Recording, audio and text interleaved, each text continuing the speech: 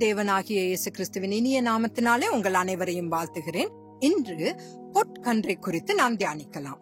சீனாய் மலையில் கர்த்தருடன் பேசி முடிந்த பின்பு கர்த்தர் மோசேக்கு கல்லாலான கர்த்தரின் விரலால் எழுதப்பட்ட சாட்சி பலகைகள் 2 தந்தார். யாத்திராகமம் 31வது அதிகாரம் 18வது வசனம்.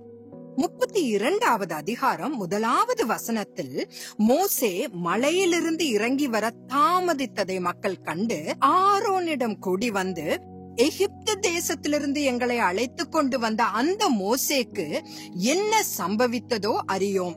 ஆதலால் நீர் எழுந்து எங்களுக்கு முன் செல்லும் தெய்வங்களை எங்களுக்காக உண்டு பண்ணும் என்றார்கள். எகிப்திலிருந்து ஆயிரக்கணக்கான இஸ்ரவேலர்களை செங்கடல் வழியாக வெளியே கொண்டு வந்த அந்த மகத்தான மனிதரை அவ்வளவு சீக்கிரமாய் மறந்துவிட்டனர். இது எத்தனை பெரிய நன்றியற்ற செயல்!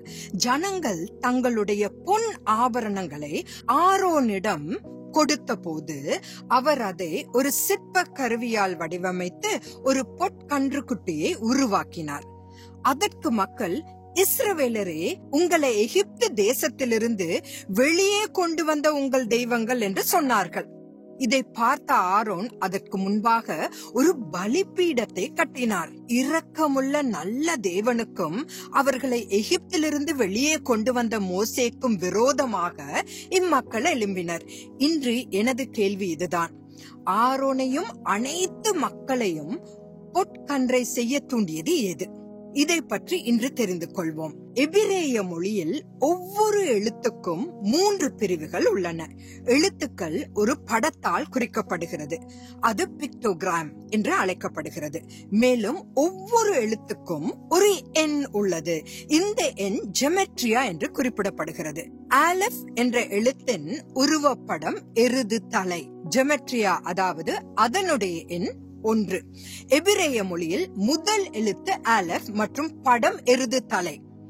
ஒரு தலைவர் முன்னிலையில் இருந்து வழிநடத்த வேண்டும் என்பதால் அவர் நம்பர் 1, அதாவது முதலாவது நபராக கருதப்படுகிறார்.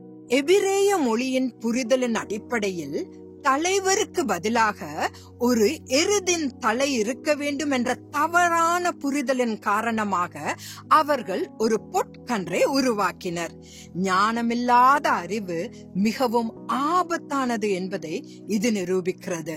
மக்கள் இந்த அறிவை தவறாக பயன்படுத்தி மோசேக்கும் தேவனுக்கும் எதிராக கலகம் செய்தனர். பொற்கன்று உருவானதற்கு இதுதான் காரணம்.